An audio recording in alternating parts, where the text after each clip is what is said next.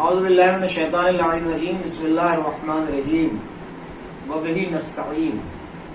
ناظرین کرام، ہم آپ کی بارگاہ میں پیش کرتے ہیں وہ چیزیں کہ جن سے روزہ باطل ہو جاتا ہے۔ شاعر مقدس نے جو چیزیں روزے کو باطل کر دیتی ہیں ان کا تذکرہ اس طرح کیا ہے۔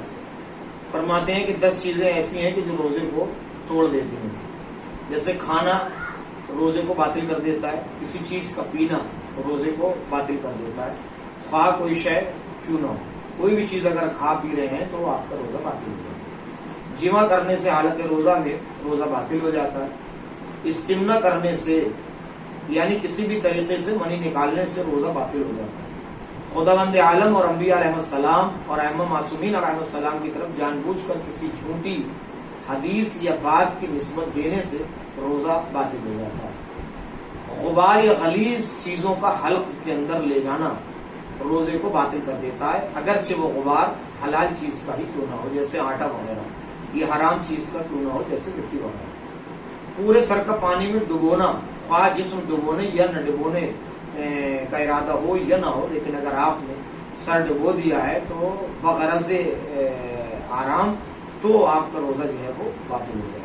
حالت جنابت یا عورتوں کے حیض اور نفاس کی حالتوں میں صبح صادق تک ایسے ہی رہ جانا بھی روزے کو باطل کر دیتا ہے، یعنی اس دن کا آپ کا روزہ نہیں ہوگا۔ کسی بھی پتلی شے سے یا بہنے والی چیز سے حقنا کرنا، جسے اینما لینا، خواہ علاج ہی کے لیے کیوں نہ ہو، اس سے بھی روزہ باطل ہو جاتا ہے۔ آمدن قے کرنے سے روزہ باطل ہو جاتا ہے۔ آمدن کا مطلب ہوتا ہے اگر خود سے قے ہو رہی ہے، آپ خود سے نہیں کر رہے ہیں بلکہ خود سے قے ہو رہی ہے تو روزہ باطل نہیں ہوگا۔ ان تمام چیزوں کے علاوہ جان بوجھ کر اگر کسی چیز سے آپ روزہ باطل کر رہے ہیں تو بھی آپ کا روزہ باطل ہو جائے گا۔ دھوکے سے اگر آپ پانی پی لیتے ہیں یا کوئی چیز یا کوئی شے استعمال کر لیتے ہیں تو آپ کا روزہ باطل نہیں ہوگا۔ یہ ہے معاملہ جان بوجھ کا، یعنی عمدن اگر آپ نے کوئی چیز روزے کی حالت میں کھا لی تو آپ کا روزہ باطل ہوگا۔ یہی معاملہ منی کے اخراج کا، اگر عالم خواب میں سوتے ہوئے عالم خواب میں یا غفلت میں آپ کی منی خارج ہو جاتی ہے تو روزہ باطل نہیں ہوگا۔ لیکن اگر آپ جان بوجھ کے عمدن جمع کر رہے ہیں یا اخراج منی ہو رہا ہے تو اس سے آپ کا روزہ باطل ہو جائے گا۔ یہ وہ چیزیں تھیں کہ جو روزے کو باطل کر دیتی ہیں۔ کچھ چیزیں ایسی ہوتی ہیں کہ جو بہت اہم اور ضروری ہیں، اور وہ میں آپ کی بارگاہ میں عرض کر رہا ہوں، اور وہ یہ کہ اگر آپ وقت سحر جاگ جاتے ہیں اور ابھی وقت ہے سحر کا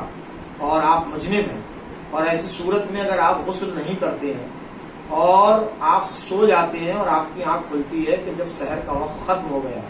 تو کیونکہ آپ نے جاگنے کے بعد غسل نہیں کیا تھا اور تساہلی اور کاہلی کی وجہ سے یہ روزہ آپ کا چھوٹا ہے، لہذا اس روزے کا کفارہ بھی واجب ہوگا۔ لیکن اگر آپ آدھی رات کو جاگتے ہیں اور آپ مجنب ہیں اور آپ کو یقین ہے کہ میں صبح سحر جو ہے وہ نہا لوں گا اور غسل جنابت کر لوں گا، لیکن پھر اگر آپ کی آنکھ نہیں کھلتی ہے تو اس دن کا روزہ تو آپ کا نہیں ہوگا، لیکن آپ پر کفارہ واجب نہیں ہوگا۔ جان بوجھ کر روزہ توڑنے والی اشیاء سے اگر آپ نے روزہ توڑ لیا ہے اور بالخصوص حرام چیزوں سے، تو آپ کے جو روزے توڑنے کا کفارہ ہے وہ 3 چیزیں ہیں۔ یا تو آپ کسی غلام کو آزاد کریں، یا آپ 60 روزے رکھیں ایک روزے کے عوض، یا آپ 60 مسکینوں کو کھانا کھلائیں۔ یہ روزے کا کفارہ ہے جان بوجھ کر۔ لیکن وہ افراد کہ جو کمزور ہیں یا ضعیف ہیں یا بیمار ہیں اور بیماری کی وجہ سے روزہ نہیں رکھ پا رہے ہیں،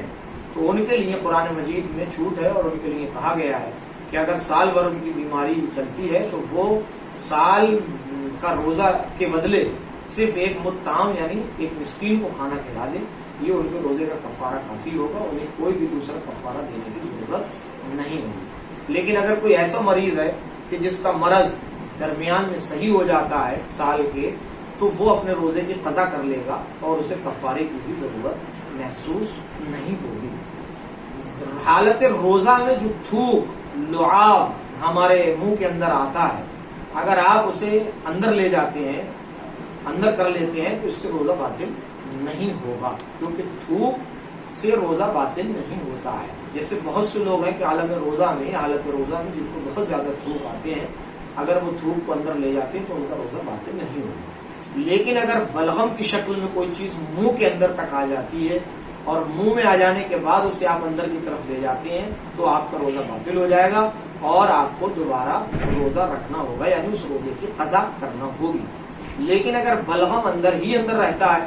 اور وہ اندر چلا جاتا ہے، باہر تک نہیں آ پاتا ہے، تو ایسی صورت میں، ایسی سچویشن میں آپ کا روزہ باطل نہیں ہوگا۔ ایک مسئلہ اور یہیں پر، دانت کے اندر پھنسے ہوئے ریزے کھانے کے جو رہ جاتے ہیں اور آپ حالت روزہ میں ہیں، اگر وہ ریزہ زبان کے ذریعے یا کسی خلال کے ذریعے آپ نکالتے ہیں اور وہ ریزہ منہ میں آنے کے بعد آپ دہن سے اندر کی طرف لے جاتے ہیں جان بوجھ کے، تو روزہ آپ کا باطل ہو جائے گا۔ لیکن اگر وہ ریزہ خود سے اندر چلا جاتا ہے اور آپ کو اس کا احساس نہیں ہو پاتا ہے، تو آپ کے روزے پر کوئی اثر نہیں ہوگا اور آپ کا روزہ باطل نہیں ہوگا۔ تو یہ وہ چیزیں تھیں کہ جن سے روزہ باطل ہو جاتا ہے، ہم نے آپ کی بارگاہ میں مختصر سے لفظوں میں بیان فرمائی۔